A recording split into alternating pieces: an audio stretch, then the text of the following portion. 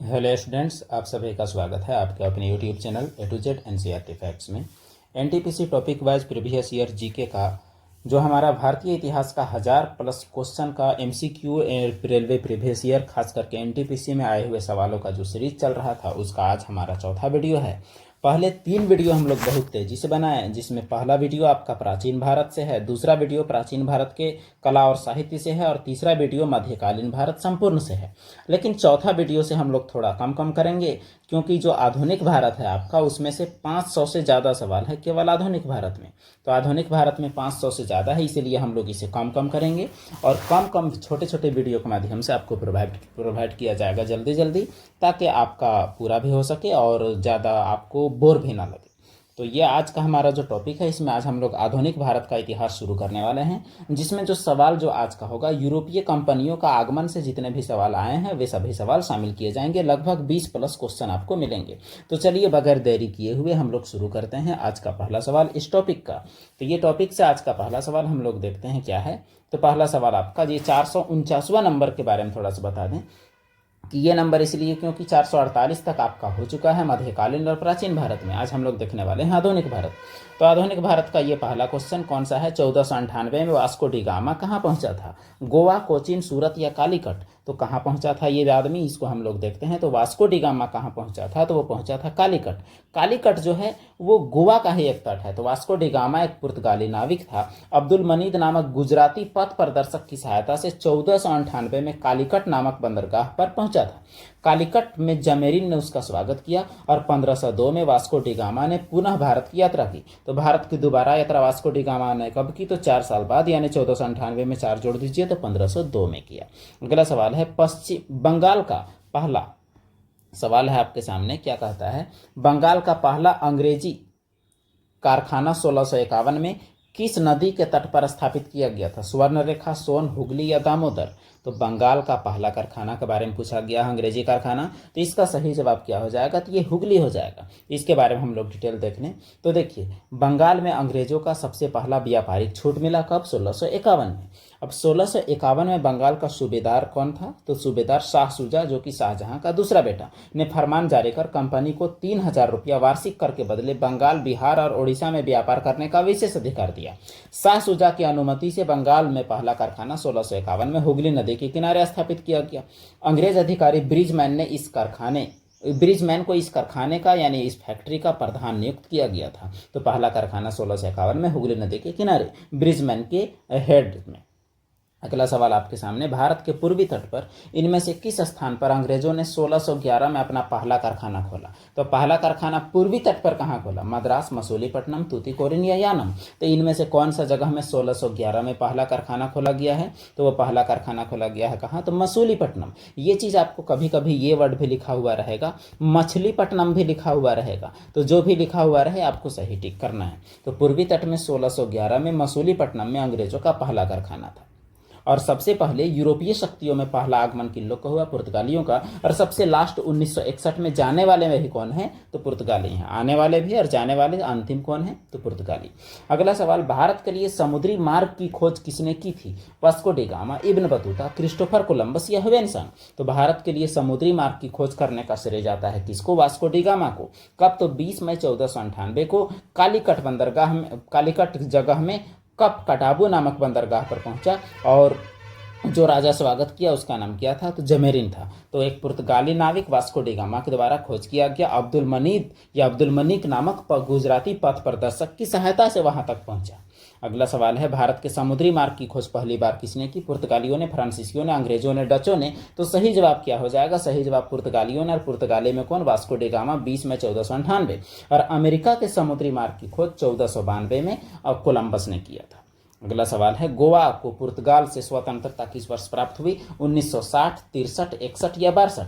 तो इसका सही जवाब क्या हो जाएगा, 1961। गोवा को पुर्तगालियों से आज़ादी कब मिली, तो 1961 में। 15 अगस्त 1955 को गोवा को पुर्तगाली शासन से मुक्त कराने के लिए 3000 सत्याग्रहियों ने अहिंसक आंदोलन शुरू किया।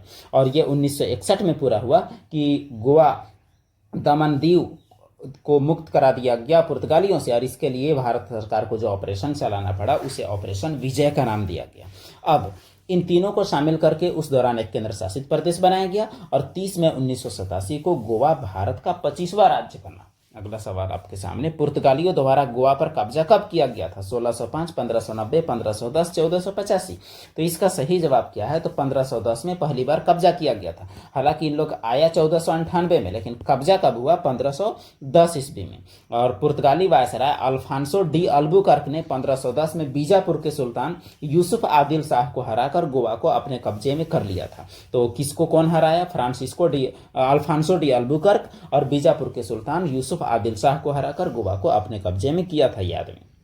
अगला सवाल, इनमें से कौन खोजकर्ता भारत आना चाहता था लेकिन इसके बजाय गलती से अमेरिका पहुंच गया? चंगेज खां, Vasco da Gama, Christopher Columbus या सिकंदर? तो सही जवाब है क्रिस्टोफर कोलंबस। ये जो 1492 में अमेरिका पहुंचा तो यह गलती से पहुंचा, क्योंकि अटलांटिक महासागर है आपका अंध महासागर, इसमें भूलते लोग ज्यादा हैं। कोलंबस जब अंध महासागर से पहुंचने के बाद वो अमेरिका पहुंचा तो उसको लगा अमेरिका ही भारत है, और इसीलिए वहां के निवासियों को वह रेड इंडियन के नाम से उसने पुकारा। तो क्रिस्टोफर कोलंबस जो स्पेन का निवासी था, भारत की खोज में निकला था सोने की चिड़िया की तलाश में, लेकिन गलती से वह अमेरिका खोज गया। अगला सवाल, ईस्ट इंडिया कंपनी ने भारत के किस शहर में अपना पहला व्यापारिक केंद्र स्थापित किया? अहमदाबाद, मुंबई, दिल्ली या सूरत? तो सही जवाब, व्यापारिक केंद्र कहाँ खोला? तो सूरत। और पहला कारखाना कहाँ? तो मसूलीपट्टनम। 31 दिसंबर 1600 को इंग्लैंड की महारानी एलिजाबेथ प्रथम ने कंपनी को 15 साल के लिए पूर्वी देशों के साथ व्यापार का अधिकार दिया, इसीलिए इसे कहा जाता है ईस्ट इंडिया कंपनी, पूरब की ओर। भारत में फैक्ट्री स्थापित करने का प्रयास सबसे पहले कैप्टन हॉकिंस ने किया। 1608 में जेम्स प्रथम के दूत के रूप में कैप्टन हॉकिंस सूरत पहुंचा और अकबर के नाम जो मतलब लेटर लिख के और उसके बाद आया, लेकिन वहां 1608 में, चूंकि 1605 में अकबर की मृत्यु हो चुकी थी, तो 1608 में भेटाया कौन इससे? तो जहांगीर भेटाया। अगला सवाल, अच्छा यहां भी देख लेते हैं, आगे भी दिया हुआ है। अब देखिए, जहांगीर के दरबार में आया, सम्राट ने अनुमति दे दी, लेकिन पुर्तगालियों के दुश्मनी भरे कारनामों और सूरत के सौदागरों के विरोध के कारण अनुमति रद्द कर दी गई। 1612 में कैप्टन थॉमस बेस्ट ने एक समुद्री युद्ध में पुर्तगालियों को हराया और 1613 में शाही फरमान द्वारा जहांगीर ने अंग्रेजों को सूरत में अस्थायी कारखाना स्थापित करने की अनुमति दे दी। अगला सवाल, 1505 में भारत के पहले पुर्तगाली वायसराय द्वारा किस किले का निर्माण कराया गया? Saint Angelo Fort, Saint Thomas Fort, Fort Emmanuel या फोर्ट सेंट डेविड? तो 1505 में सबसे पहले कौन सा किला बना? भारत में पुर्तगाली किला सबसे पहले कौन सा बना? तो सेंट एंजेलो फोर्ट। अब देखिए, ये कहाँ है? केरल के कन्नूर में है। इसका निर्माण 1505 में प्रथम पुर्तगाली वायसराय फ्रांसिस्को डी अल्मीडा द्वारा करवाया गया। अगला सवाल, भारत में अपने नियंत्रण को बढ़ाने के लिए ब्रिटिश और भारतीयों के बीच कई युद्ध लड़े गए, लेकिन इनमें से कौन सा युद्ध शामिल नहीं है? Anglo Maratha, Anglo Sikh, Anglo Mysore, Anglo Bangla? तो देखिए, एंग्लो मराठा युद्ध लड़ा गया है, एंग्लो सिख भी लड़ा गया है, एंग्लो मैसूर भी लड़ा गया है, एंग्लो बांग्ला जो है वो नहीं लड़ा गया है, तो इसीलिए एंग्लो बांग्ला का कोई ताल्लुक नहीं है। ऐसे बंगाल में जो युद्ध लड़ा गया था 23 जून 1757 को पलासी का युद्ध लड़ा गया था, जो कि अंग्रेज और बंगाल के नवाब सिराजुद्दौला के बीच लड़ा गया, जो कि मीर जाफर के कारण नवाब की हार भी हुई थी। लेकिन इस युद्ध को एंग्लो बांग्ला युद्ध तो नहीं कहा जाता है, ये आप कन्फर्म रहे। अगला सवाल, भारत में ईस्ट इंडिया कंपनी की सत्ता जमने से पहले भारत किससे बने मुलायम कपड़ों का निर्यात करता था? यानी ईस्ट इंडिया कंपनी जब आया नहीं था उससे पहले भारत क्या चीज से बना हुआ कपड़े भेजता था? सूती, रेशम, नायलॉन या सूती रेशम दोनों? तो सही जवाब इसका हो जाएगा सूती और रेशम दोनों में भारत का पावर बोलता था। मुलायम कपड़ा में, मसाला में, मोती में, ये सभी का निर्यात किया जाता था।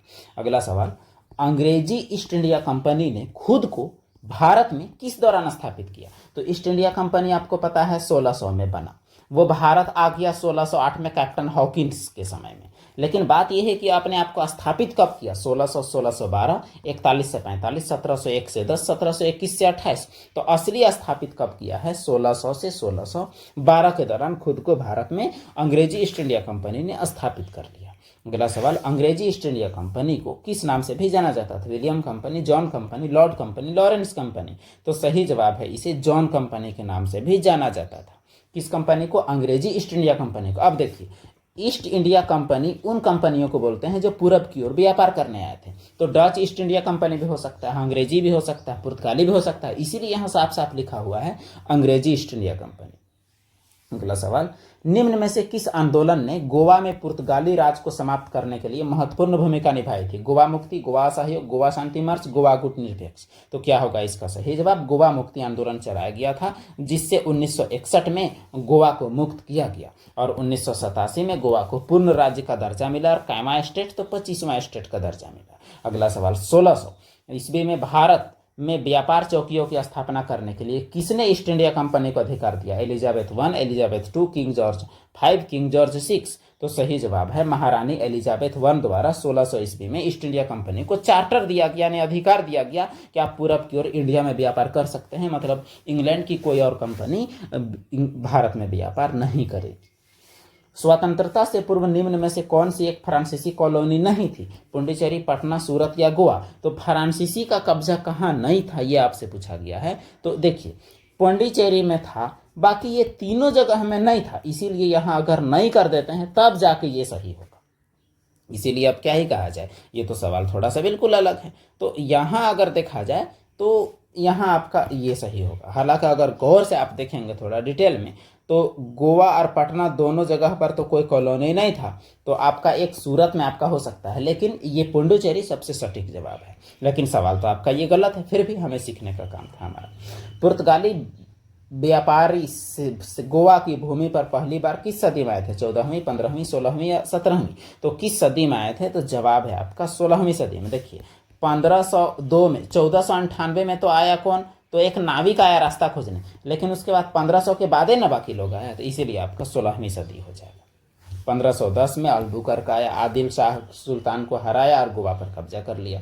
अगला सवाल, यूरोपीय व्यापारी 1498 ईस्वी में पुर्तगाली अन्वेषक वास्को डी गामा के आगमन के साथ पहले भारतीय तटों पर किस शहर के नजदीक पहुंचे थे? यानी वास्को डी गामा के आने से पहले कौन सा शहर के नजदीक पहुंच चुके थे पुर्तगाली अन्वेषक यानी यूरोपीय? कोचीन, कलकत्ता, चेन्नई या कालीकट। तो सही जवाब किसके नजदीक पहुंचे थे? तो कालीकट के नजदीक तो पहुंचे थे, लेकिन